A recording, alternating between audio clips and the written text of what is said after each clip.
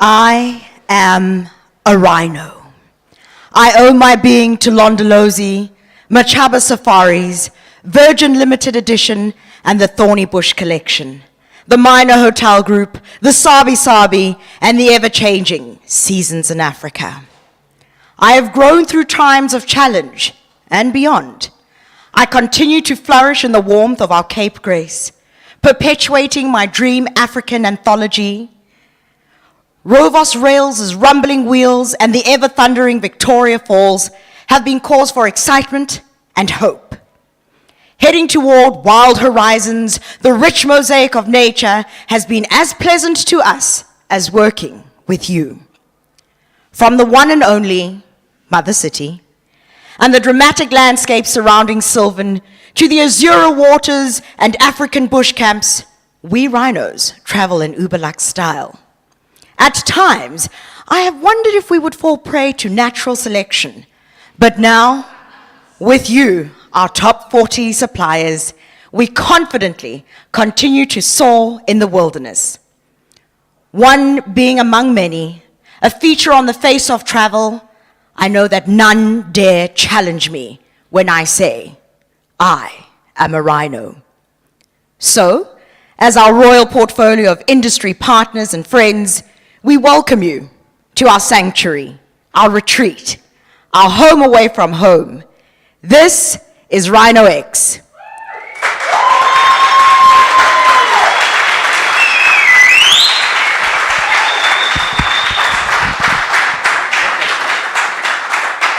Dumelang, Sanbonani, Molweni, good morning, distinguished guests, our friends and family, captains of industry, and David Ryan. My name is Itumeleng Malatsi Locke, and I have been privileged enough to have been asked, or rather tasked, with being your MC, your fabulous MC for Rhino X.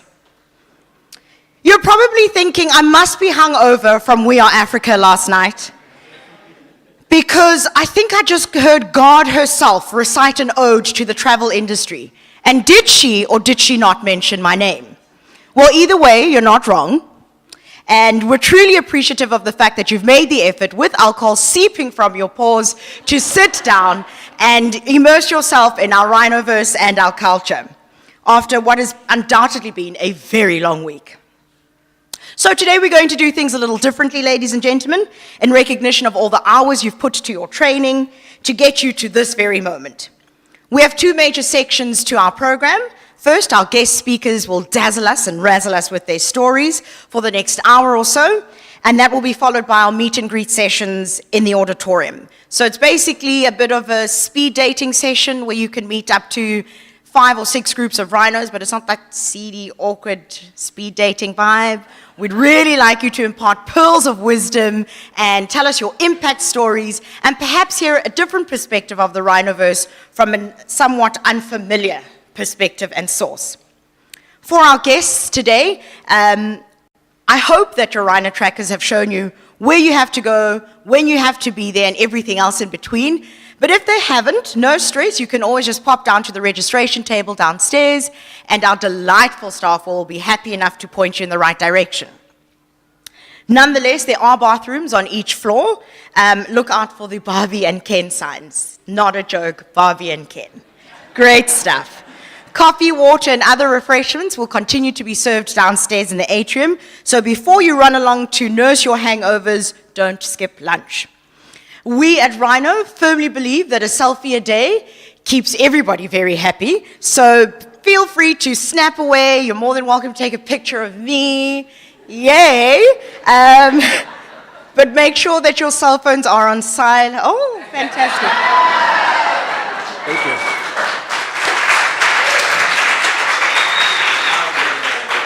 But please make sure that your cell phones are on silent throughout our guests' talks. And then once our 4 speakers are done and dusted, you'll be ushered back downstairs, and that's when the fun and games will really begin. If you really want to get into the swing of things on social media, #RhinoLife. Woo! Okay, so to kick things off, I'd like to open the floor to a man who really needs no introduction. And I promise I haven't just been paid to say this. Rhino Africa's founder, a passionate leader, a tenacious entrepreneur, the occasional cycle adventurer, a devoted dad, and much to his CFO's dismay, an Amex Miles traveler, Mr. David Ryan.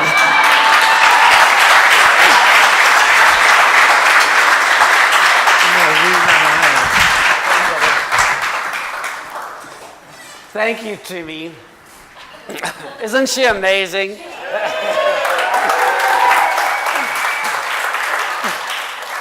How lucky am I to be surrounded by so many exceptional people. So before I get started, I wanted to say a few personal thank yous, because as you can imagine, a building like this and an event like this doesn't just happen. So let me start by thanking and acknowledging my parents and my aunt, who are with us today. My aunt and my mom used to be Rhino Africa's admin team. And my aunt, on many occasions, used to step in as our receptionist. And Rudy has a few great stories about that.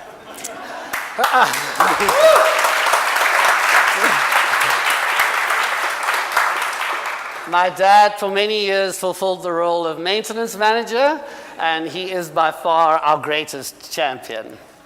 The list of thank yous are very long, so if I don't mention you by name, please forgive me.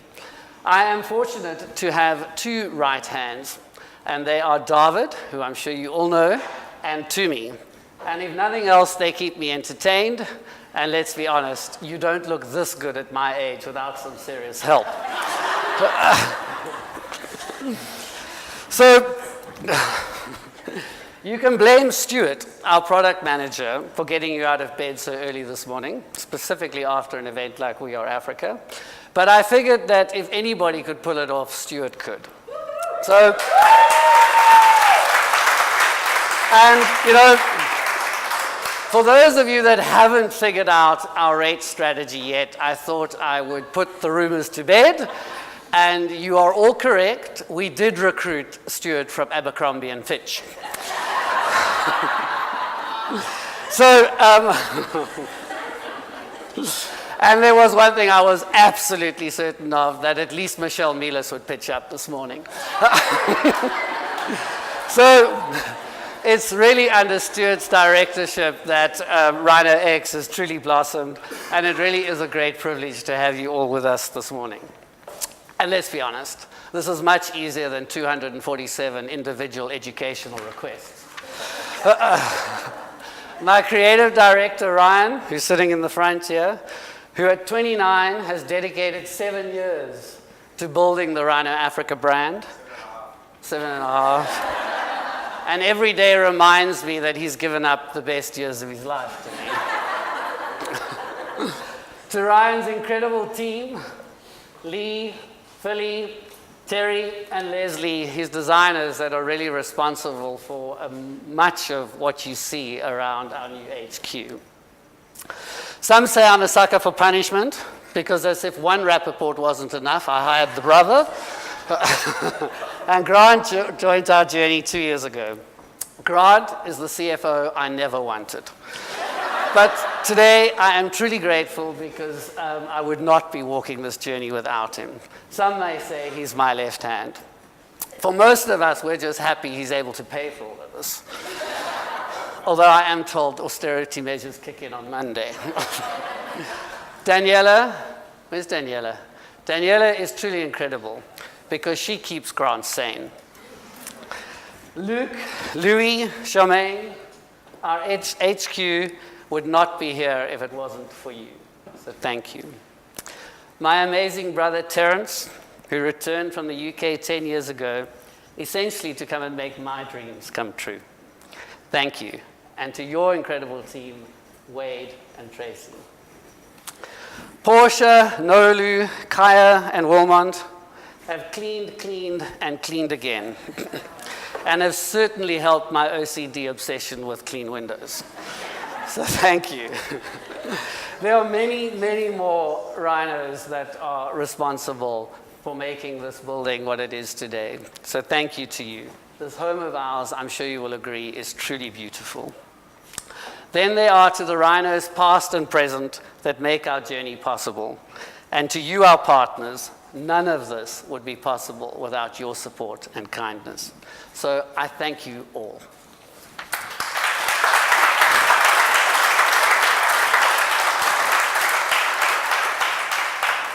So welcome to Rhino X, an inside look into the Rhino universe, a story that Catherine and I began with a promising idea at my kitchen table back in July 2004.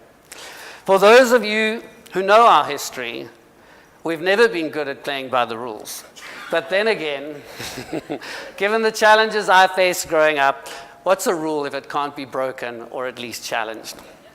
What we did know is that we had an unabashed passion for this continent of ours, and it is the founding principle that brings us all together today. Fast forward 14 years, and today we are one of Africa's leading travel companies. One might say we're the largest online player. Now, I say that with some confidence, having recently tried to acquire a few of our competitors, but that's a story for another day. Today, we bring 15,000 guests, are approaching R1 billion in gross revenues, have a staff complement in excess of 250 people with expertise from digital performance-based marketing to web tech mastery, while still maintaining a client focus throughout tour operations. And because that wasn't complicated enough, we decided to do it across 5 languages. All I can say is, thank heavens for the Swiss. Guido has been an incredible architect and partner in the scale and evolution of our business over the last 5 years, and someone I am personally very, very grateful for. Alfredo, on the other hand, has single-handedly built one of the most sophisticated performance-based digital agencies our industry has ever seen. We are not only an e-commerce success, we are an e-commerce anomaly. And the only bigger anomaly than that is that 14 years later, I'm still the CEO, which truly is testament to the exceptional executive and leadership and Rhino Africa team that support me every single day. For this, I salute you and welcome you to joining us in celebrating this milestone. There's an African proverb I often think of when I think about the journey of Rhino Africa. It says, if you want to go fast, go alone. If you want to go far, go together. And it's easy to look back at the hard work and dedication that has gone into building this company. But what I know is that everything we are is because of you. It's because of people like you, our partners, our clients, and our rhinos. Our business would not be able to make the tangible impact it does without partners like yourself. We are an industry centered in relationships, and we are immensely proud of the relationships we have gained over the last 14 years. So thank you for taking the time today, for sharing your stories, and helping us celebrate this milestone. Many of you here today have walked alongside us from the beginning. Some of you were a lot more skeptical, but fortunately we hold no grudges, and our wit, tenacity, and charm prevailed. And as a result, as I stand here today looking up at all of you, we no longer look at you as business associates, but rather as friends and family. And you know what they say about family. But it's at this intersection of alignment, closeness, unity, and trust that the real magic happens. And today, the true essence of Rhino X is about how we can create more magic together. How I arrived at the conclusion that online tourism and upsetting every single traditional agent across the globe was a great way to create impact, I have no idea. In fact, to this day, the fact that I run one of the largest digital agencies and tech-enabled tour operators is a complete oxymoron. I mean, I wear this Apple Watch, which actually doesn't even have any charge in it. I have no idea what it does or how it works. But what I do know is that tourism is Africa's great hope. It's a transformational industry that is bursting with opportunity. What I do know is that by securing and protecting Africa's Africa's people, places, and wildlife, we can generate wealth for millions of Africans across our continent. If utilized correctly, the economy of wildlife is one of the most effective ways of reducing poverty in Africa.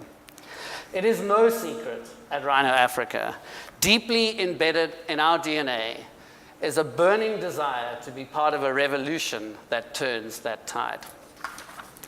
Every partnership, investment, and decision we make is guided by the principle that by placing our guests in your beds, we are help protecting the places we are so passionate about.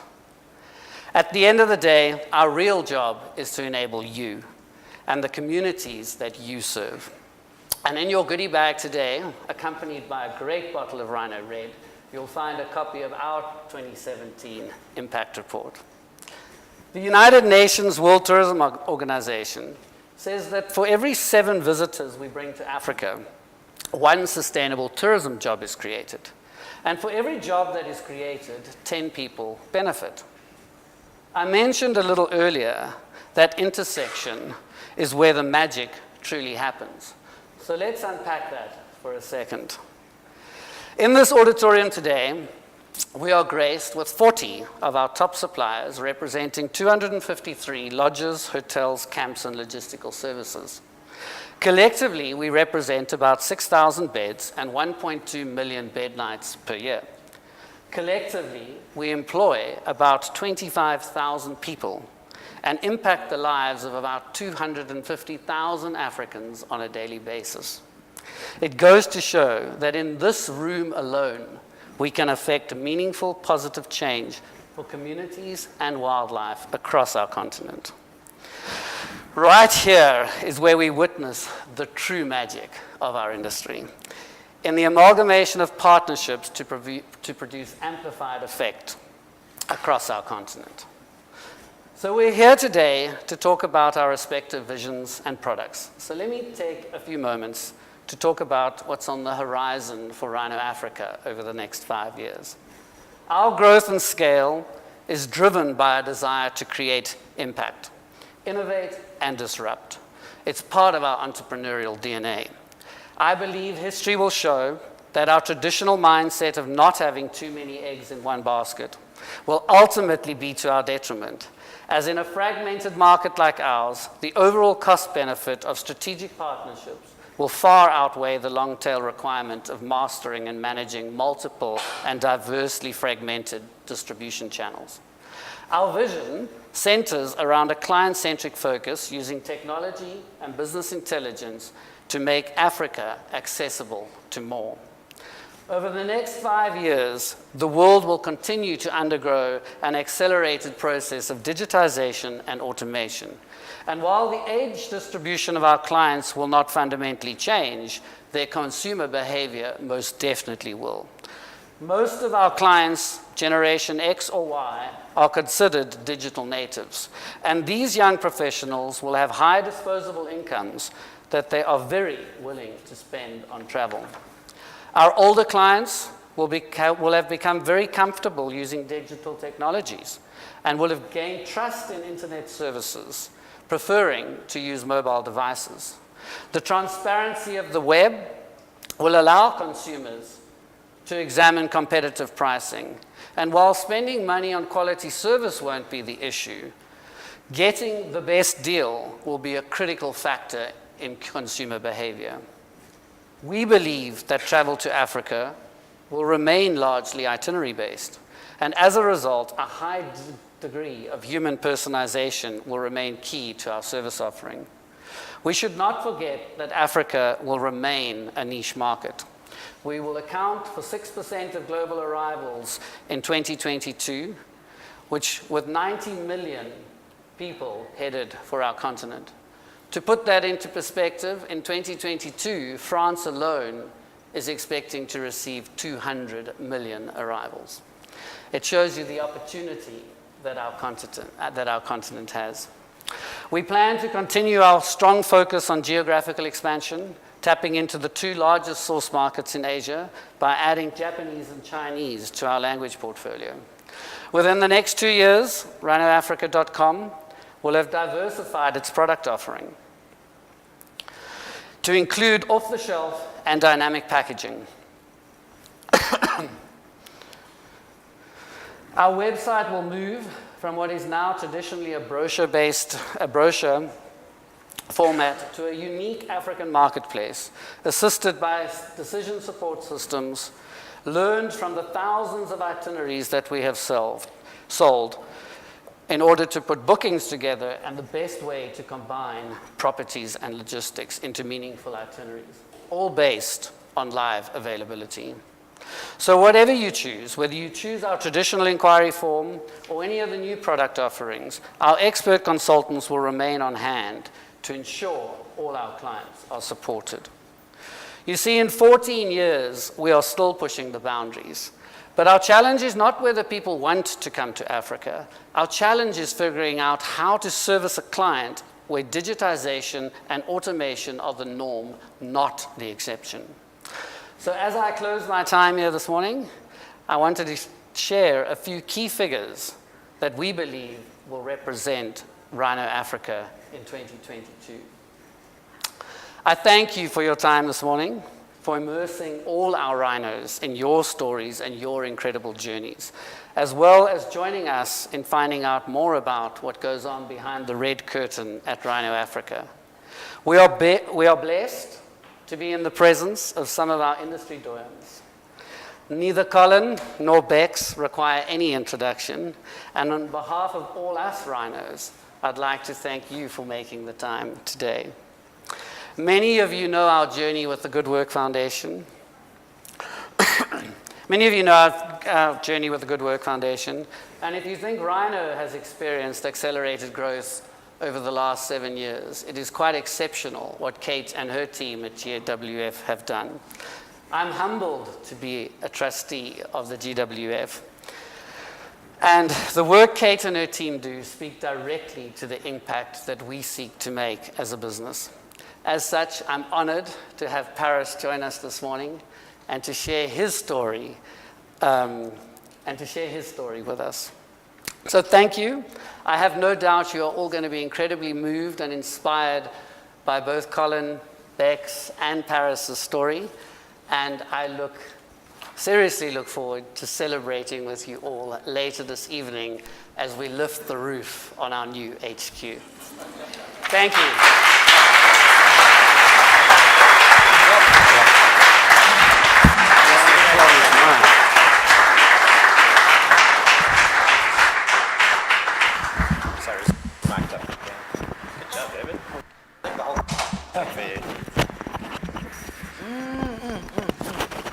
Is it on, T?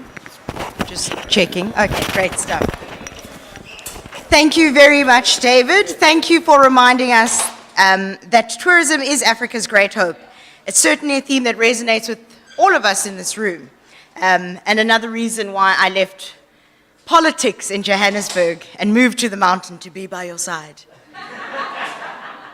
I'll take that pay rise now, thanks. I'd like to introduce to you the first of our panel of mesmerizing speakers, one of the most enterprising and inspiring players in the tourism industry today. He had a humble start in life in the rural village of Lupane, located on the border of Zimbabwe's Moeng National Park, and has since forged an incredible path for himself.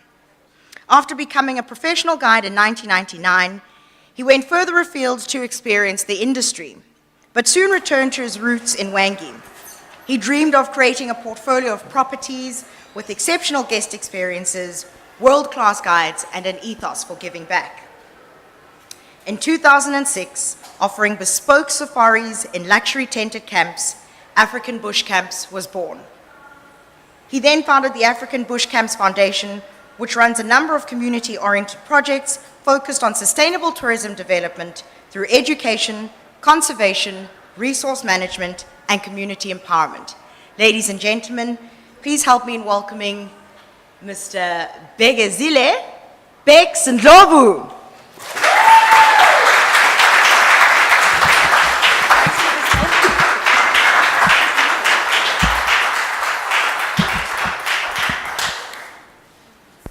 Could I have her? Could I? Can we anyway, so I just went around the corner just now after David had finished speaking. I tried to get him to give me a pep talk about speaking to you this morning, but he wouldn't have any of it. So where's Stuart, by the way? Is he? Okay, so I thought Stuart was really my friend, and I thought he really liked me. But I've discovered as of this morning, having me speak after David, that he does not like me. He could have at least had me speak after Colin, because that would have been easier. Where did it all start? As I was driving here this morning, I kind of asked myself a question that, has my vision changed from the very first day that I decided to start my first camp? And as I thought about this over a 30-minute journey with Rita calling me and some other people calling me, are you coming, are you coming, are you in time? Have you remembered? I've got an extremely supportive team who today I regard as probably my biggest and best assets, so I'm very thankful to them. My vision actually hasn't changed, is what I then decided as I concluded that as I drove here, because my first camp was really about feeling, as a guide, which is part of my DNA. I've been guiding for over 22 years, and having the privilege of being able to travel all over Africa with the most amazing people who in a sense, I kind of selected as my clients. I had the privilege of being able to see so many different places, so many different camps, and it was around that period of the 2000s where the whole experience of being able to be out there and basically the idea of luxury was being redefined. And a lot of us, as you'll all know, is that our industry was being defined, the luxury space was being defined as double wash basins, 2,000 thread count Egyptian cotton sheets, and all of this sort of stuff. And being a guide, I felt like we were being marginalized by and being overwhelmed by this space of accommodation and these fancy places. And I thought to myself, well, as a guide, I would like to be able to create a guide's playground where guides from all over Africa could come and share the space and be able to be what they are, which are, I always look at guides and say guides are artists. Guides need to be given the space and the time to be able to be who they are and be able to showcase this beautiful continent that we're about. It's not about getting back to the lodge or the camp and having a fancy breakfast or getting back to your spa treatment. I was always a big advocate of, you know what, if we're out there and it's time for breakfast, well, we'll call in and say, we're watching a pride of lion devouring a zebra. If it's breakfast time, you bring breakfast to us. And so in that space, Somalisa Camp, which was the first camp, was born. And with that, it was a little 12-bedded camp, and my whole attraction was to try and get guides all over Africa to bring their clients to the space and be who they are. That was 2007, and as you all know, Zimbabwe wasn't exactly the flavor of the month around that period. So I knew already as I developed this project that I needed to probably develop something else in what is termed a normal economy that was favored by the international community. So within 3 months of opening Somalisa Camp, I opened Linyanti Bush Camp. And thankfully I did that because that actually is what financed my business in Zimbabwe. And having now created 2 camps, I thought, well, I don't really want to be in a space of people like Colin creating multiple camps all over Africa. But very quickly I realized that actually, if I'm going to go and market my camp, I'm not just going to market one destination, it's about the whole destination. So the 3rd camp came along, and then the 4th, and then the 5th. And 11.5 years later, it's clearly gotten out of hand, and we now have 11 camps. Why did I do this? More and more, I've found that, I mentioned earlier on about our staff and our team being the biggest asset. I feel like I have organically grown through the industry, and I feel the immense pressure of being able to inspire other colleagues, people I've grown up around. And opening Somalisa Camp was very strategic because it's in the Wange area. I was born in a little village called Dupane, which is just outside Wange National Park. And I actually grew up in my high school years in Wange Town, which is a small little coal mining village. But this story has come back and repeated itself over the years, where I'm touching base with my people. And when I say my people, is going back to 20 years from now. My vision in the next 5 years is just to transform our business, where we're doing business with the people that are like-minded, that are very passionate, and that speak the same language. So again, there's been a number of occasions that constantly affirm what we're doing. And today is one of them. Being able to sit next to David and watch the work that you've done, it's another affirmation. Doing business and being with people that I call my tribe. So to David, thank you.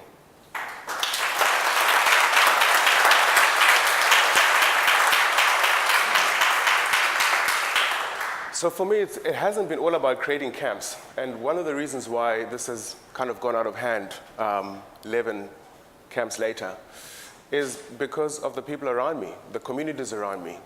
I am constantly learning about things that I'm discovering fuel my passion and my energy. When we started the first camp, one of the things that I thought is, we can't afford to be able to give back. But actually, my team and I got together and we thought, actually, we can't afford not to give back. So equally 11 years ago, we founded African Bush Camps Foundation. And that part of our business, and I call it that part of our business, is as equally and has been as equally important as the commercial side of our business. We are very passionate about the people that we work with, the people around us. And more than that, people say, well, we want to give to wildlife.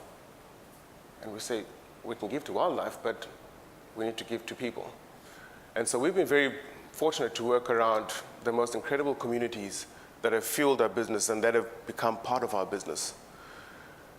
One of the things that I've been very passionate about running our camps is up until probably about a year and a half ago, all our camps have been blank canvases where we've gone into areas that have never been developed before or sites where there was not an existing camp. It's only 2 years ago that we bought or at least acquired our first property that had already been operating.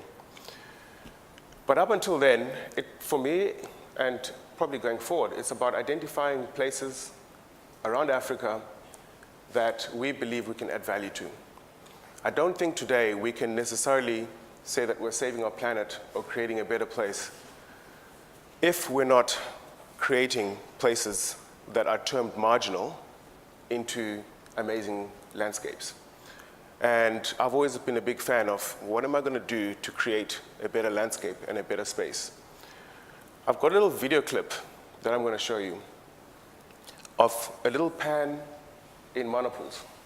This little pan in Monopools, everybody says, yeah, Monopools is about the Zambezi River, it's about the floodplain. And I think it was about 8.5 years ago, I decided that if I'm going to create value to this landscape and to this place where Monopools was under threat of being mined, some special minerals, I decided to venture out and discover this little waterhole that I had taken some of my favorite clients who really were very keen to explore places that had never been explored before. So Kanga Pan is a little waterhole where there was absolutely nothing. Poaching was rampant, the hunting industry were overrunning it, and poaching into the national park. Nobody wanted this space. As far as everybody was concerned, it was riddled with tsetse flies. It was this barren place with no wildlife. I set up a camp there 8.5 years ago, Kanga Camp. And over the years, it's evolved. And today, it's become probably one of my favorite places. Everybody asks me, what is your favorite camp? And my normal response to that is, if you have kids, and I have 3 kids, it's like asking me which one of my kids is my favorite one. I don't have a favorite one. But this place in particular, because of the journey that I've gone through with it, has become probably one of my favorite places.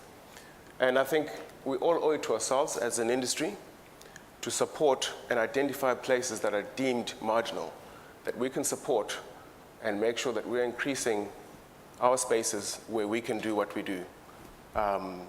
And I think we owe it to ourselves to be able to increase that. Otherwise, we then have a shrinking biodiversity, we have a shrinking space from which we can play. So I'll show you this quick video, which is, if you can bear with me, it's about 3.5 minutes or so.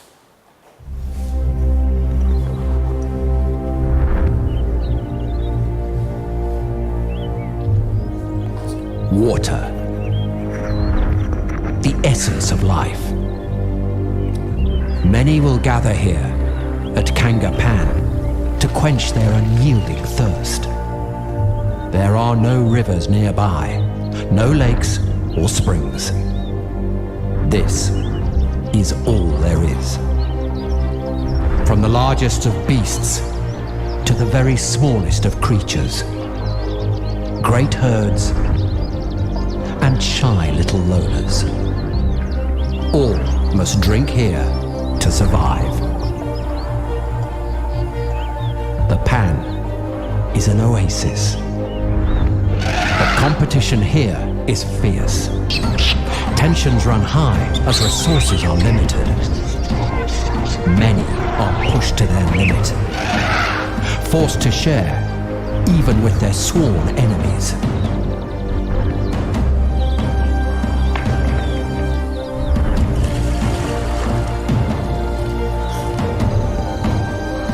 An even closer look will reveal a dark, hidden underworld. Here, creatures of the night prey on the weak and unsuspecting. For them, Kangapan is the perfect trap. This pan has two sides. The first, a beautiful, tranquil sanctuary.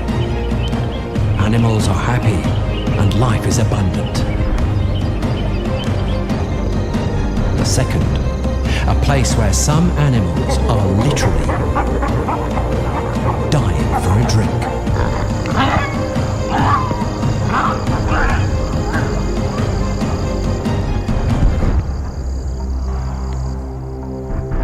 It's all here at Kangapan.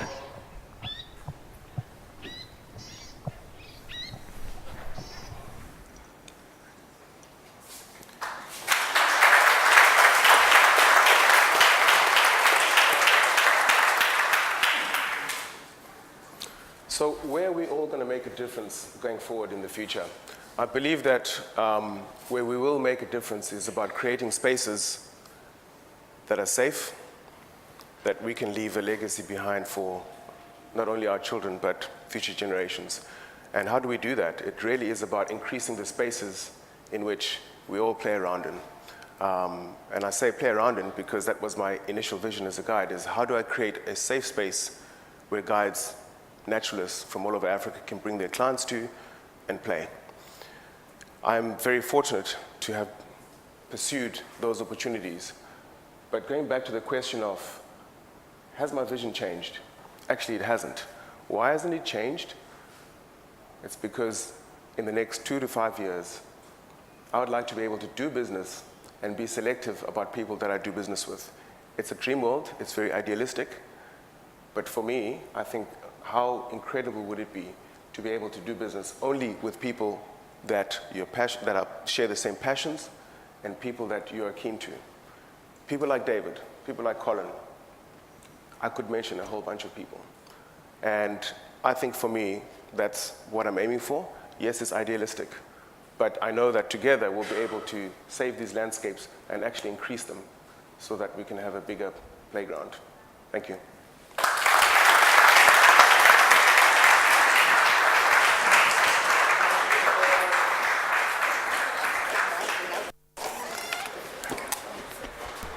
Lovely stuff. You just took that jacket as well. Champion. Nailed it.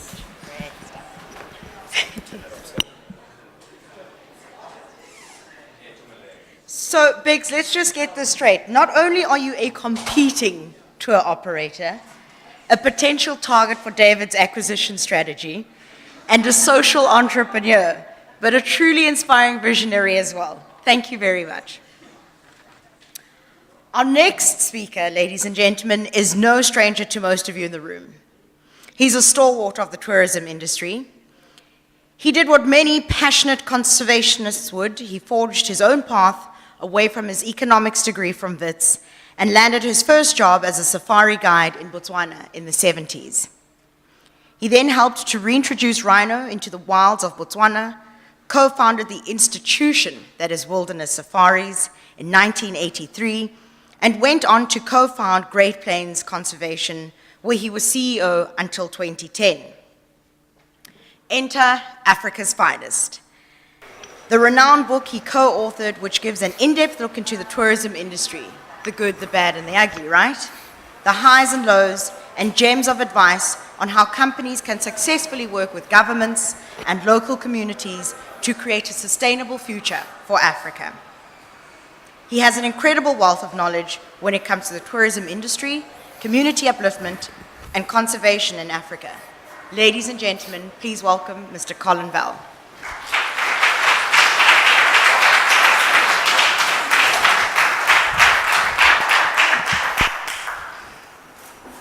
You know, the reason why they gave us this is to keep going after we are Africa. This is going to be lunch, tea, dinner, the whole lot. But I want to just grab this little thing out, because it's very important. And David, you made me realize something today. For my sins, I was brought onto the South African Tourism Board. And we have about 185 people. And you have 250. The extraordinary reach you have and the work you're doing is absolutely just disproportionate for this guy who 14 years ago came out and started to revolutionize an industry. I think you're extraordinary. I have one complaint. 15,000 is pathetic. We want 30, 40,000 people. Because that's it.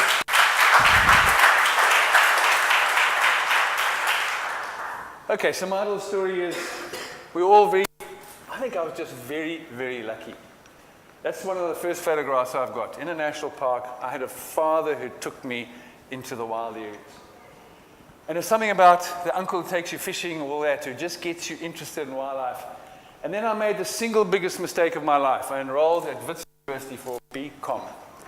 And I went to Economics 101 on my first day, and I said, hell. My second lecture was Accounts 101. I said, disgraceful. And my third lecture was Law 101. I said, what the hell am I doing here? Fortunately at Wits, the flowers start coming out in September. And we traveled through the year, and when the first jacaranda blossoms came, we started working. And we had this little combi, and it had German number plates on the side, these round things, and with our South African hand-painted number plate on the other side. And we traveled and traveled until the first flowers hit Johannesburg. Then I rented a little apartment right next to Wits, studied, and for me, 51% was a distinction. I was happy with 50. And that was it. We got through, and this is we were the first guys to get into Mozambique after the Frelimo took over. And we had these 17-year-old kids with AK-47s trying to explain to them what a surfboard was. My goodness. But it instilled a love for travel. And my last year, this is probably the most important stuff in my life. I realized I didn't want to be part of this. So in 1977, I became a safari guide. I'd never been to Botswana in my life. I'd lived in the Kalahari as a youngster, right up against the Botswana border. Note the uniform, the Sex Pistol t-shirts, and flip-flops. That was our uniform, and we were proud of it. And this is what Moeng Airport looked like. The air controller could not see a thing. He did not. So you came into Moeng Airport. Are you all clear? And the air traffic controller said, sure, you're clear. There was not a chance in hell that he knew what was going on and how Botswana's changed.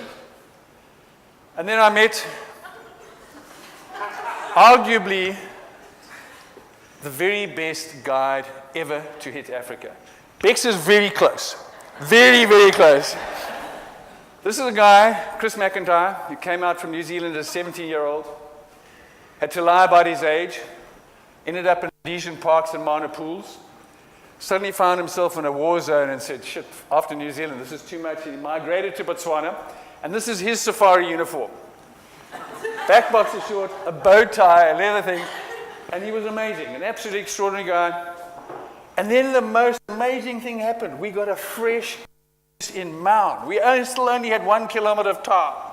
And we got a fresh produce, which meant that you got a limp lettuce instead of no lettuce. But our safari started to change. And then in 1983, we said, bugger it. We're going to start our own company. Chris had 2,500, I had 2,500 rand. And we had a buggered up little Land Rover pickup. And with 5,000 rand, we started Wilderness Safari. And we had no cash. We had to do it right. I mean, every single spanner and all the rest. We stripped gearboxes. And from these ex-military ambulances, we created, at that time, the finest safari vehicle. It had a fridge. It had a library. You could walk around. We were the most amazing guys. And what I learned from that, you just got to make yourself the best all the time. And this is what you've done. When you make yourself the best and you keep striving, and this was how safaris used to take place. It was extraordinary. Botswana, my friends at university said, where are you working? I said, the Okavango Delta. They said, where's that? Botswana was just nowhere. And over the years, it's become this extraordinary country. And for 30 years, they've given the same message. And Botswana is just this inspiration for almost anywhere in Africa. But now our uniforms were fantastic. Look, I had shoes. I had khakis. It was the most, going from our black favorite boxer shorts. We even had a chef with a chef uniform. It was a fantastic transition. And then the big day came. We built our first luxury lodge. We had 12,000 pula to build an entire lodge. And we'd met up with a guy called Henny Rawlinson. And some of you will know Henny from a long time ago. And Henny ran this place and he built it. And he was a 50% partner with us. And I learned that sharing was the most important thing to do. And surprisingly, in the first year, we made 30,000 pula. We had 30,000 in the bank. So it came the end of the year. We all sat down, and Henny said, I'm a 50% partner. I've already taken my 15,000. We said, what? What about insurance? What about this? What about that? And the lease fees? He said, no, I'm 50-50. There's 30,000 in the bank. 15 is mine. And it was the best thing. We forgot about putting all the overheads, but it made Henny so happy that this little luxury lodge, the forerunner to Kijera, became where we started.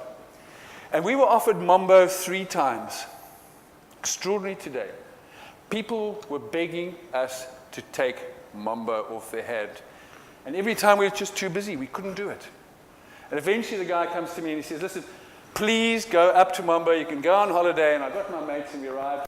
And he told me, how's this? Genuinely, he said, Londolozi of Botswana is what Mambo is.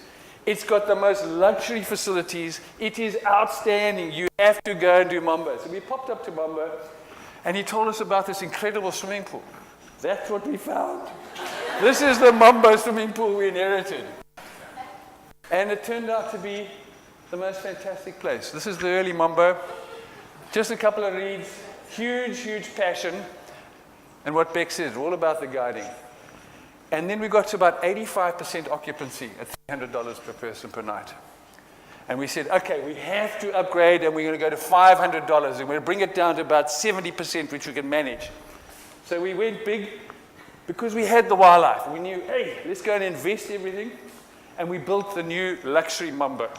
And we put it up to $500. Suddenly we're nearly 90% occupancy. Then we went to $800. And it was just this extraordinary journey. And it's all about just giving the wildlife. And the very best camp manager we ever had is sitting in this audience right over there. Ella. Ella ran.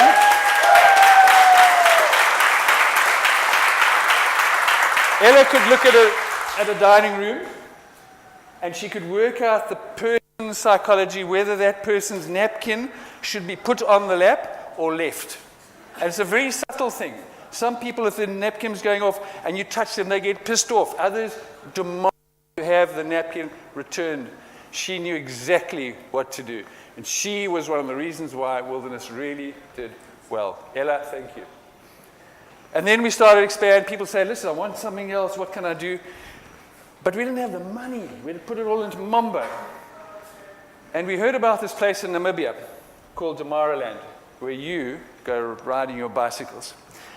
And we were told about this community who are desperate, and would we come and invest? And we said, well, let's go and have a look. So we flew into Tomorrowland, and in fact, drove in, and we were going to meet the chief for the Torah community. And there was one little shepherd's tree. For those of you know shepherd's tree, Boskia albatrunk, it's got a tiny shade like this. It is mid-November, 45 degrees, and Peter Ward, who is with me, is this big. I'm like this. And we're waiting for the chief to arrive. And we're moving with a shadow. 45, I'm saying, Peter, what are we doing here? There's nothing. We'd seen goats. We'd seen donkeys. We'd seen no wildlife. But there was an elephant footprint. And eventually the chief arrived with this wonky Cape cart, and his axles were broken. Not one of his community had ever had a job. They were thrown out of South Africa, and the whole South Africa, from near Uppington, and they were plonked in the middle of nowhere. Not a job, no money. And we met this guy, and it was extraordinary. He had such big heart. He said, please come and invest. But how do you invest when you see no wildlife, but you see an elephant footprint? So we said, the only thing we can do for now is we're going to put a little mobile camp when we come through. And we did this lovely mobile all the way around Namibia, and this got the best rave reviews. We said, how's it possible? But the thought, maybe you'll see an elephant, drew people in. Eventually got more and more successful, and we put a bit of cash in. We built a very, very simple camp, totally run by local people. Within a couple of years, they had 2 million rand in their bank, 2 million Namibian dollars, and they were starting to grow their own vegetables, their own pride. And eventually it's become this extraordinary place, which has won world awards around for the most extraordinary ability for local communities to make a difference. And now they saw wildlife as an asset. Poaching almost stopped overnight, and the populations grew. And the end result of that is that like 20-something% of the entire Namibia is set aside for conservancies based off the start of that one little project. And the local people to absolutely get in and make things work when it's their asset. Very good lesson for all of us. And today, the wildlife numbers shoot through the roof because of the conservancy issue of bringing communities into the mainstream where they know that the wildlife is their asset. And then they start to look after it. Very good lesson for all of us. So while that is going on, we watch rhino numbers plummet. It's an extraordinary thing to watch an extinction in a country. When I arrived in 77, there were rhinos everywhere. Moremi, Chobe, everywhere. And then suddenly, towards the end of the 80s, we started to struggle to see rhinos. And then finally, one day, no more rhinos. Inevitably, on every single safari, you'd have the most fantastic sightings, and everybody say, wow, wow, wow, but you're waiting for that one question. Colin, when are we going to see rhinos? And you've got to explain to somebody that they've gone extinct on your... It is the most frightening thing. When you can drive along and you can see a plane, and you knew 3 years ago there was a whole herd of rhinos out there, and there's nothing. And that's why I said to David, he's got to work harder. 15,000 is no good. We have to get more people into Africa, because if we don't get it, the parks are not funded. They get something like 10% of their funds on average throughout Africa from governments. The rest of it comes from tourism. And if we're going to protect rhinos, Rhino Africa gets bigger. And eventually, this is what we were coming across. Same thing in Zimbabwe. We used to be able to go from the runway, the river at Mana Pools. Kanga wasn't in existence then. And you'd often see 3, 4 black rhinos just on the drive-in camp. And the lights went out there as well. And that was the scene which met you at the headquarters of all the rhinos went. And we had a little lodge in Chizarira, which was kind of inland from Lake Kariba. And I was with a group, and we were tracking the last rhino. And we were out there early morning, and suddenly bare footprints over a live footprint. So we knew what was happening, went back to camp, radioed Parks, and said, just don't move, we're going to be there in a moment. And we sat in camp, the whole day. 10 o'clock the next day, parks arrived. And those are the days when parks were linked with politicians and the last rhino in Chisarira went extinct. It is frightening to watch extinctions in front of your eyes. And that's why we started. We lobbied the Botswana government, and they didn't want another extinction. They told us, you're not going to go and reintroduce rhinos. And we lobbied and lobbied and lobbied, and three years later, finally we got the permission. And it was the most extraordinary partnership. We had to go and buy the first 4 rhinos. And I remember writing the check. And we worked with the BDF, we worked with the Botswana government, we flew them up to Mambo. And while they were in the bomas, they were our asset. And on the day when it came to release, we lost 4 million rand. But it was the best 4 million rand I lost, because that asset in our balance sheet became part of Moremi, which became part of the government. And suddenly, the extinction was no more. You could see white rhinos and black rhinos in the wild again. You cannot believe how that makes such a difference. And it's so great to see the companies in Botswana all getting behind this initiative, making safe havens, making them safe. And this fellow over here, he was a military guy. He wasn't yet a politician. He became the president. And he's just retired after 10 years in the helm. The passion he saw from these elements made him go out and stop all hunting in Botswana and become the best rhino friend in Africa. Remarkable human being. I just hope it continues. And today, most of the Okavango has got rhinos running free and wild. And can you believe it? This fellow is going to do something tomorrow. Is the patron of the Rhino Project in Botswana. That's how much influence a reintroduction and an avoidance of extinction means to mankind. And I'm going to a little bit of a repeat of what David says, but you've seen this map before. It shows how big Africa is. The whole world kind of fits into it. That's China, that's US, that's all of Europe, Japan, India, it all fits into Africa. And as David said, we get something like 5% of the world's tourism. It's appalling, but it's an opportunity. And we've got to go and drive tourism arrival. It's the only thing which is going to save tourism. And the most amazing thing, when you look at some of these stats which come out, even though we've got 5% of the world's tourism, this is in one of those best top hotels of the world. Africa had 45% of the top 20 facilities. It's extraordinary. We've got such a small part of the world, and yet we do so well at what we do. It's because we've got incredible people, we've got passion, we've got all these great things, and we've got the best opportunity. But the real kind of, the leveler is what's happened in my lifetime. And some of you have seen these numbers. So when I was born, a little bit more than 50 years, 450,000 lions, 45,000 tigers, 50,000 cheetah, leopards, quite hard to, but the rough estimate probably 700,000. And today, we've gone, in my lifetime, 450,000 to 20 wild lions. I'm not taking these bloody canned lions. That's not lions. Those things are finished. Tigers, 45,000 to 3, maybe 3.5 now. This absolute pummeling in our lifetime. We have a moral responsibility in the tourism industry to make sure we reverse that. We've got to do something. Because it's this human wildlife conflict which is driving things. And local people are very much part of the equation.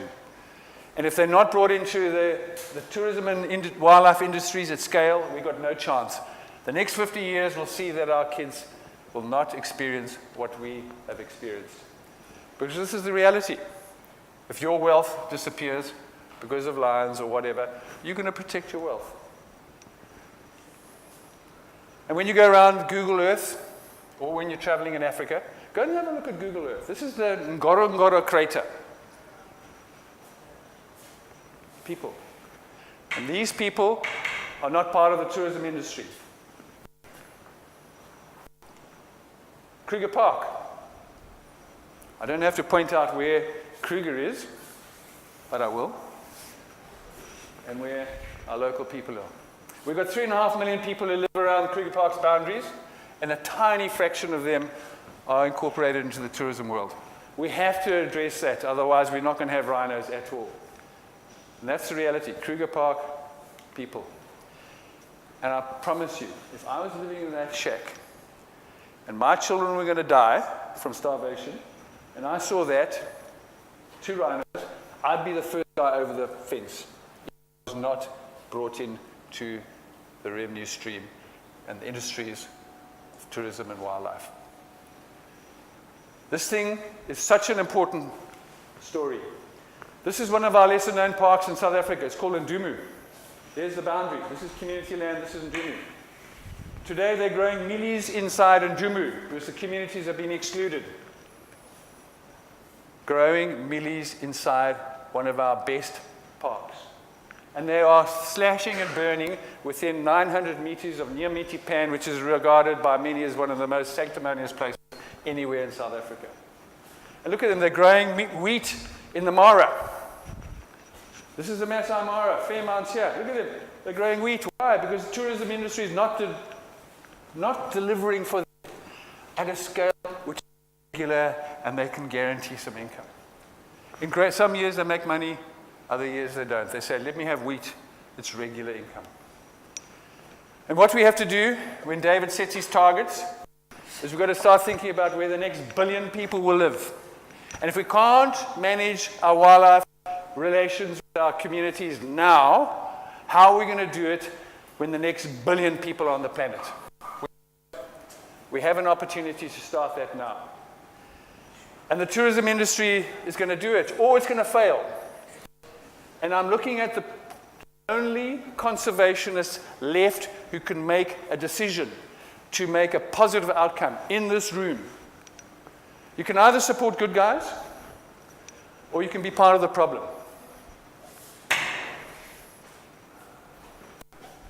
This is a sample taken in the Talek River of the quality of the water. It is 5,000 times too toxic for a human being to drink, and it's 25 times too toxic for a human to touch. And yet this is the water that the wildebeest have to survive off. Why? Because the tourism industry is filled with pirates who won't put in proper sewage. And then we support the petting industry. This story was exposed by Bloodlines, and I urge you all to make sure you take animal interactions out of the equation. We cannot have wildlife as a little kind of entertainment show for human beings. If we're going to be on the wrong side of tourism, we have no hope. I urge you, ban all animals interactions from every one of your itineraries. Make a stand. No elephant back riding, nothing of the sort. Because this is not conservation. This is human entertainment. And the wildlife and the wild animals are suffering as a result. And when you build a lodge, never use hardwoods. You fly over the Amazon, go and look on Google Earth. This is the Amazon being stripped of hardwoods. We have a thing called rhino wood.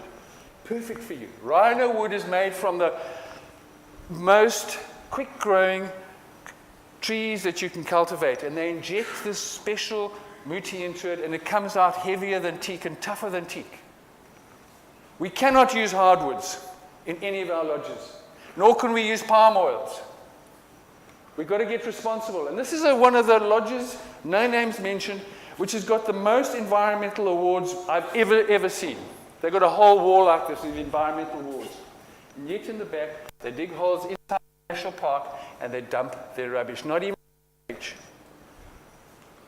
You've got to be careful who you supply. And I'm going to get to that.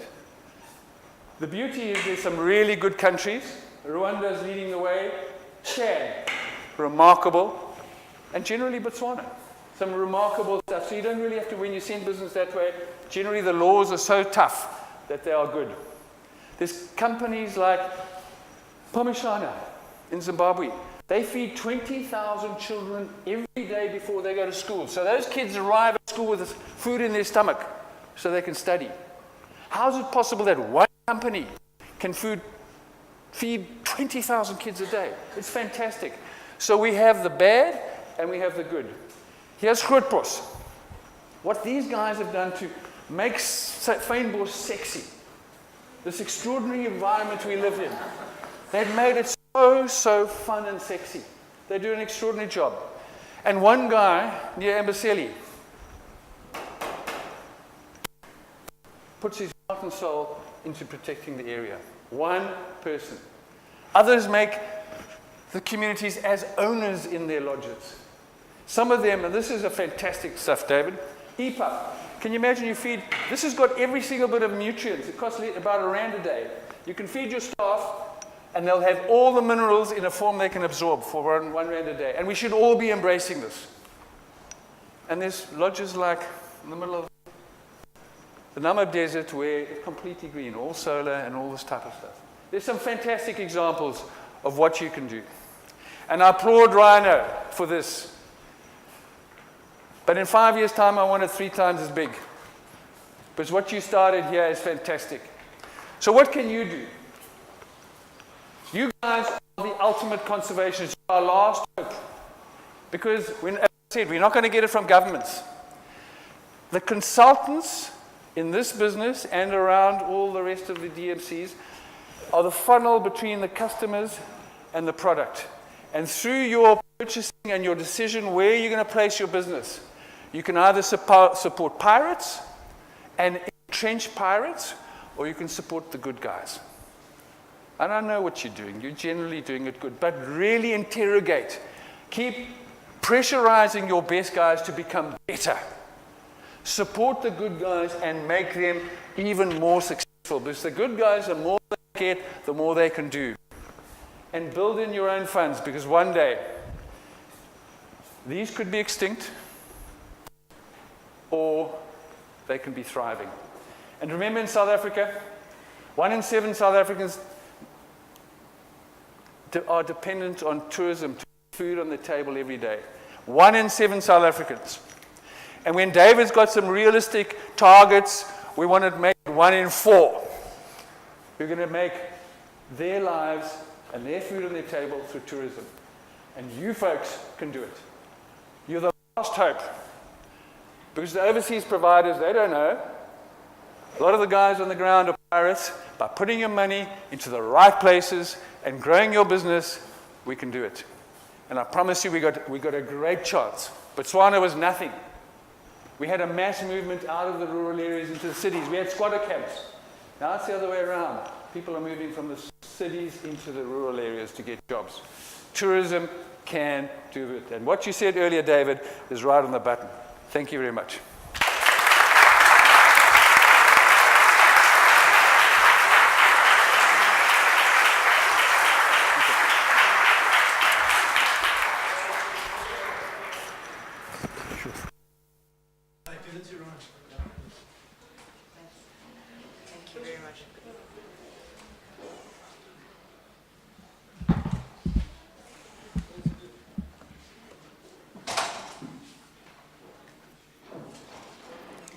Sheesh, it's impossible to walk away from that, not feel inspired, and that you should be doing more, and that you could be doing more. Thank you very, very much, Colin.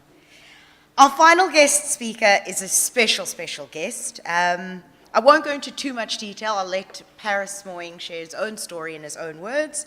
But I will say this.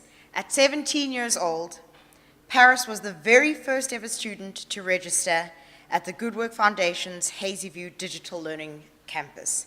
So, over to you, Paris. When he's mic'd up outside, he will join us. Give him a round of applause, and I'm sure you'll...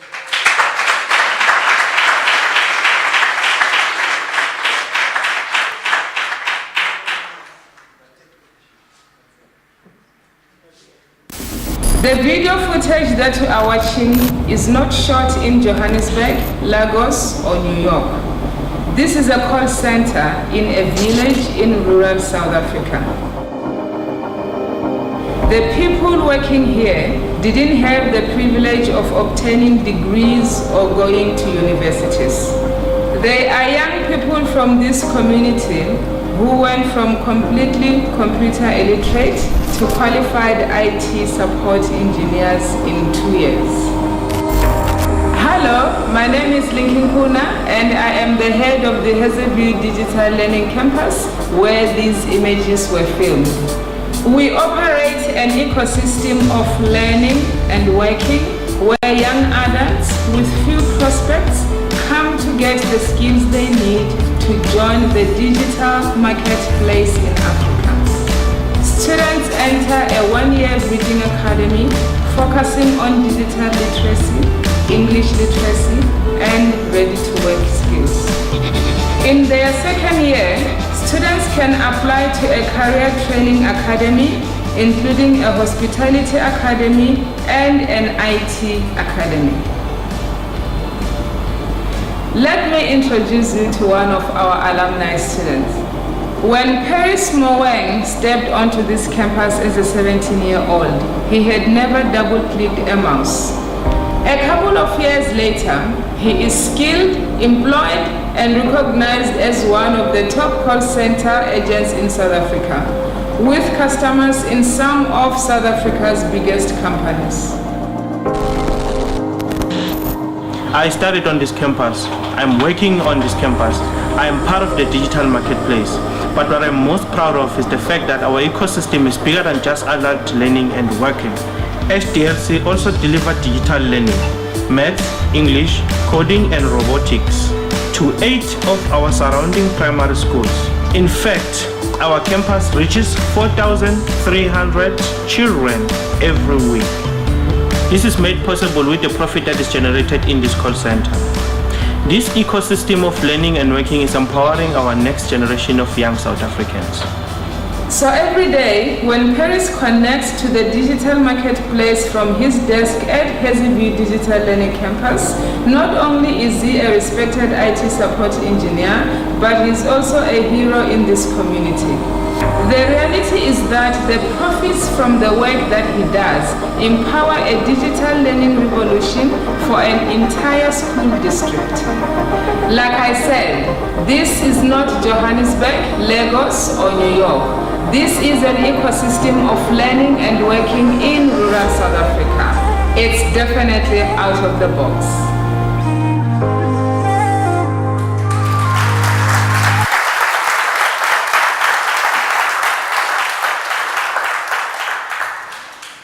Thank you. English is not my first language. I'm not so comfortable in front of a big crowd. And all of you look particularly important, so I'm nervous. But I have to say that some of your smiles are making me feel more at ease. My name is Paris, and I'm 24 years old. I thank you all for giving me this platform today. David Ryan, Tumi Malatsi, the Rhino African team and members of African travel industry, I am humbled to be able to stand in front of you. Courage. For all of you who didn't hear me, I said courage. We may be separated, me and you, by where we live, by language, by upbringing, by culture, by wealth, by which sports team we support. But I think one thing we all have in common is the option to find courage when our world is falling apart. I never knew my biological father. My stepfather died when I was 7. My mother died when I was 15 years old. My baby sister was taken away by social services, and I've not seen her since. It was just me and my grandmother and my 2 younger sisters on our own, surviving in a 4-room home on less than 1,000 rand per month. And my grandmother had recently had a stroke. So at 15, I needed to pass high school, as well as look after a sick grandmother and 2 siblings. Like so many people who have experienced hardship and loss, I don't know why I didn't give up. I don't know why I didn't drop out of school or start taking drugs. Somehow, somewhere, I found courage. I graduated from high school and we all survived. Looking back on it now, I see that choosing courage was the decision that I made. It was in my control. Access to education after high school was not in my control.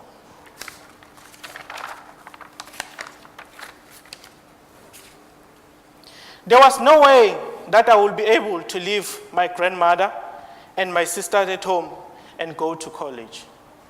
As fate will have it, in 2012, Good Work Foundation, with the help and support of partners, including Rhino Africa, built a digital learning campus in the rural community where I was living, and I was awarded a bursary. For young people, this digital learning campus operated almost like a community college, meaning that hundreds of young people from our community with similar circumstances to me suddenly had access to real learning that could change their lives. I took the opportunity with both hands. I was a student, then I became a facilitator, paying it forward so that I could pass on what I had learned to more young people in our community. Imagine that. In 2012, I didn't know how to double-click a mouse. In 2015, I was teaching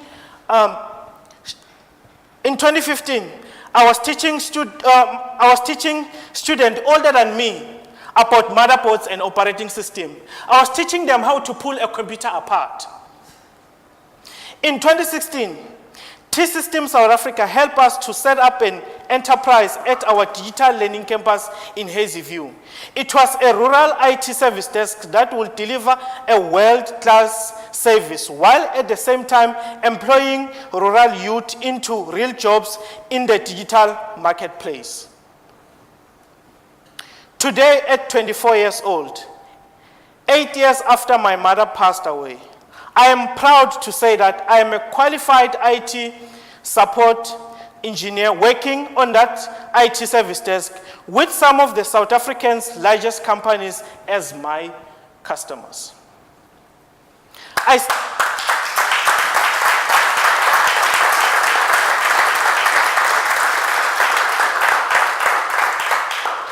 Thank you. I still look after my grandmother and my sisters. And I think my mother will be proud. Proud that I chose courage in the face of such despair. Proud that I stood up and made the decision to move forward and look for doors that I could open. In 2014, I received the Liena Nopik Cup. The cup is awarded to the Good Work Foundation student or staff member who has demonstrated all heart, resilience, and courage. I was honored to receive that award, but the truth is that I share it with so many people. I share it with the late Liena Nopik and her family. I share it with my pastor and his wife, Mama Simpiwe, who encouraged me to apply to Good Work Foundation.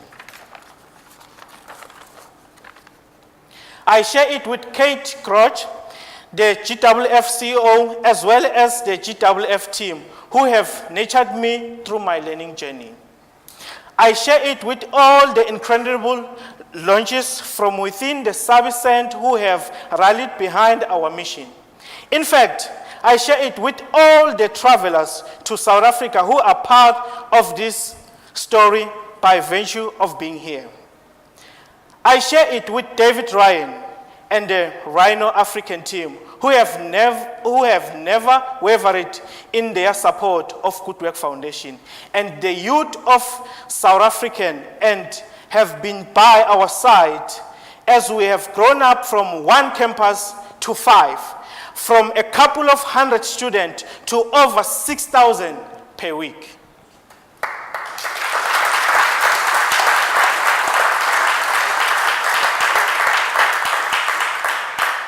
Thank you. I will not be where I am today without you.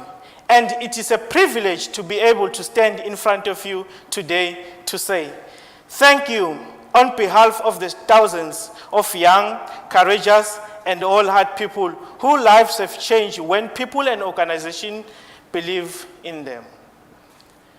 I am young, but I feel like I can contribute a small piece of an advice. Whenever you are in your life, whatever hardship and challenges you are facing, choose courage. You will be surprised how much you've got. Thank you.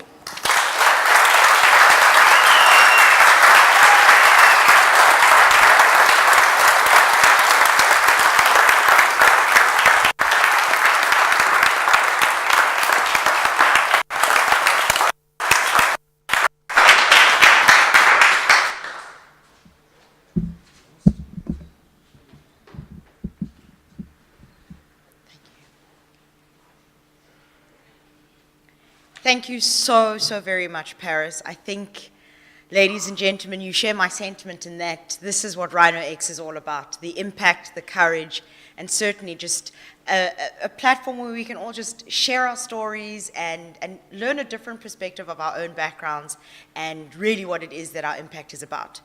So with that said, I'm going to ask you all to make your way back downstairs, and we're going to start our speed dating sessions. Stuart and I in the same team. Yeah. Alrighty, so meet me downstairs and we'll get things started.